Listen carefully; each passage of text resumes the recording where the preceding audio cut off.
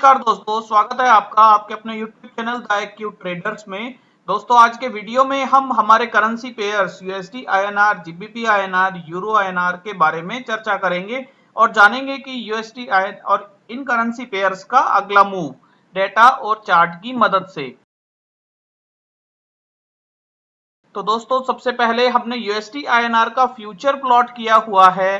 Future में आप weekly chart से यदि हम शुरू करते हैं तो दोस्तों जैसा कि लास्ट वीडियो में भी हमने बताया था कि ये यूएसडी आईएनआर का जो रेजिस्टेंस जोन बनता है वो अभी यहाँ एक स्ट्रॉन्ग रेजिस्टेंस जोन बनता है ऊपर की तरफ, जिसमें यहाँ आप देखेंगे तो ये एक स्ट्रॉन्ग रेजिस्टेंस जोन बनता है जिसमें ये लाइन ड्रॉ की गई है।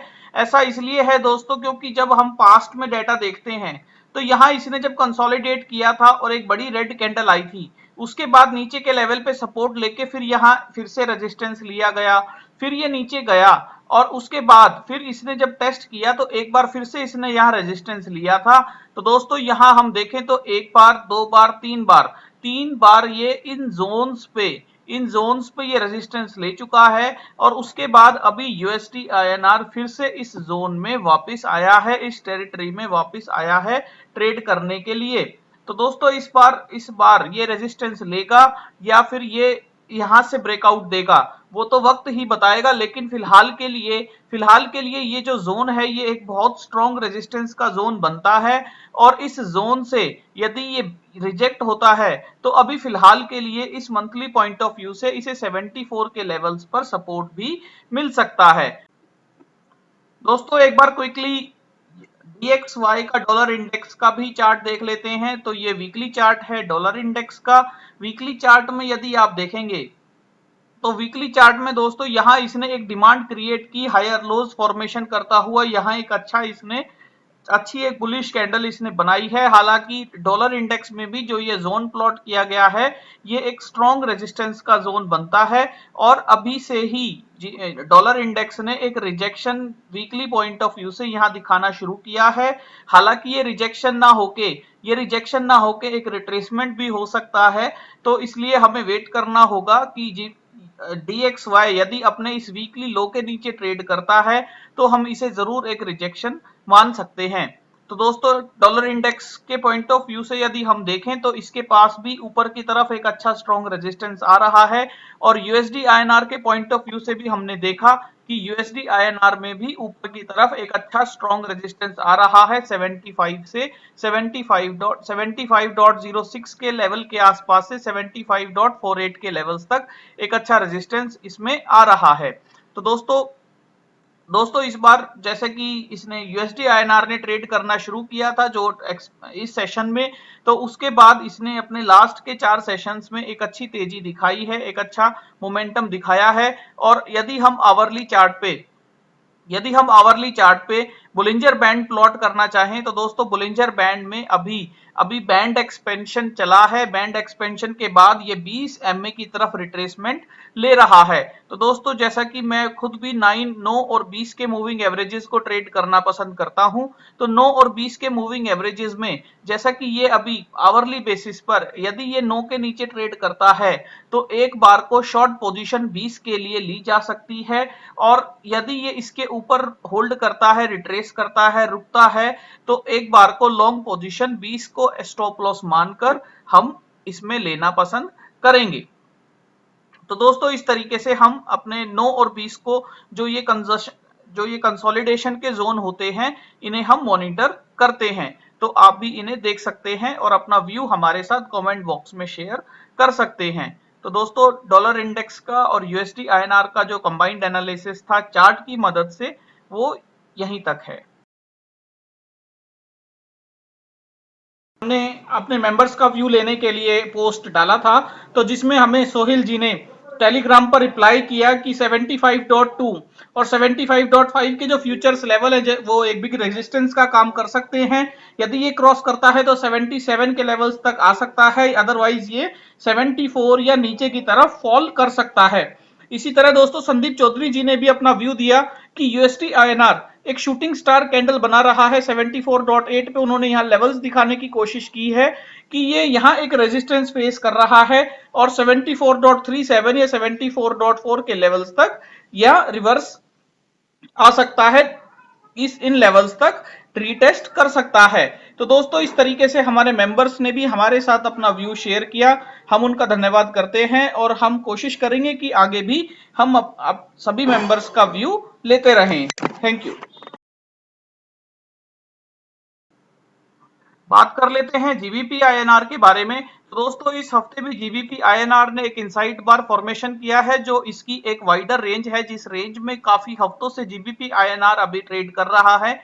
तो दोस्तों अभी जीबीपी आईएनआर उसी रेंज को रेस्पेक्ट कर रहा है। यदि हम अपना 9 और 20 का मूविंग, जो हमारा मूविंग एवरेज 20 का और 9 का एक्सपोनेंशियल मूविंग एवरेज होता है, यदि हम प्लॉट करना चाहें इंडिकेटर्स को, तो दोस्तों अभी 20 जो है बिल्कुल उसके करीब आ रहा है और वीकली पॉइंट ऑफ व्यू से 9 के ऊपर अभी इसने क्लोजिंग देने में सफलता हासिल की है। पर अभी देखना होगा कि ये कंसोलिडेशन के बाद जिस तरफ का भी एक रेंज क्रॉसओवर देता है या ब्रेकआउट देता है, तो हम उसी डायरेक्शन में ट्रेड करना पसंद करेंगे। जीबीपी आईएनआर में अभी होल्ड किया जा सकता है, ट्रेड नो ट्रेड जोन में अभी माना जा सकता है कि ये ट्रेड कर रहा है। तो अभी जैसे ही क्रॉसओवर आता है या फिर एक अच्छा एक्सपेंशन हमें मिलता है बोलिंजर बैंड के पॉइंट ऑफ व्यू से भी, तो हम यहाँ इसमें एक ट्रेड ले सकते हैं। बोलिंजर बैंड भी अभी जीबीपी आईएनआर का बोलिंजर बैंड भी अभी आप डेली चार्ट में देखेंगे तो वो एक स्क्वीज फॉर्मेशन में आ गया है। तो दोस्तों डेली चार्ट में जीबीपी आईएनआर अभी बिल्कुल नेगेटिव टेरिटरी में चल रहा है, 20 पीरियड मूविंग एवरेज के नीचे चल रहा है। तो अगर इसको तेजी की तरफ जाना है तो इसे एटलीस्ट 20 के ऊपर क्लोजिंग देनी होगी, जो अभी फिलहाल के लिए एक रेंज में ट्रैप हुआ है। तो अभी देखते हैं कि जीबीपी आईएनआर किस डायरेक्शन में जा सकता है। दोस्तों जीबीपी यूएसडी की साथ में बात करें तो जीबीपी यूएसडी अगर आप डेली चार्ट में देखेंगे तो बिल्कुल एक नेगेटिव टेरिटरी में आया हुआ है। और वीकली पॉइंट ऑफ व्यू से भी जब यदि जीबीपी यूएसडी को देखें तो दोस्तों जीबीपी यूएसडी में वीकली पॉइंट ऑफ व्यू से एक अच्छी मंदी देखने को मिल रही है। हालांकि ये जो एक रेंज है, जो एक ये रेंज है, ये इसकी स्ट्रॉन्ग रेजिस्टेंस की रेंज बनती है। और यदि ये यहाँ सपोर्ट नहीं ले पाता है इस कैंडल पे, ये जो रेड कैंडल के नीचे ये सपोर्ट जो इसका लो है, यहाँ ये सपोर्ट नहीं ले पाता है, तो दोस्तों जीबीपी यूएसडी मुझे लगता है और नीचे की तरफ जा सकता है। तो दोस्तों जैसा कि आप 9 और 20 में भी देख सकते हैं जीबीपी यूएसडी में, तो एक क्रॉसओवर बनने की उम्मीद भी अभी नेगेटिव बियरिश क्रॉसओवर बनने की भी अभी पॉसिबिलिटी इसमें बनती हुई नजर आने लगी है। तो दोस्तों ये तो हमारा जीबीपी आईएनआर और जीबीपी यूएसडी से रिलेटेड एक व्यू था। Thank you.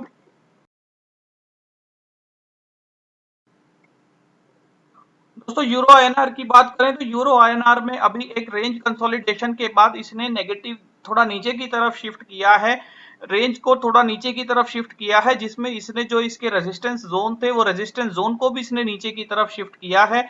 अभी इमीडिएट रेजिस्टेंस इसमें ये लेवल आ गया है और नीचे की तरफ ये एक डिमांड दिखाने की कोशिश कर रहा है, जो कि हमें इस ट्रेंड लाइन से समझ आती है। तो दोस्तों एक उम्मीद ये है कि यदि ये ट्रेंड लाइन को नीचे की तरफ ब्रेक करता है, इस ट्रायंगल को नीचे की तरफ ब्रेक करता है, तो जरूर इसमें एक मंदी आ सकती है।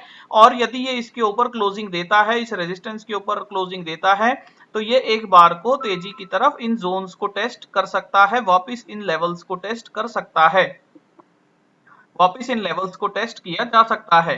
तो दोस्तों यूरो आईएनआर में भी इस तरह से हम अपना ट्रेड डिसाइड कर सकते हैं। ये मेरा एक व्यू था। Thank you.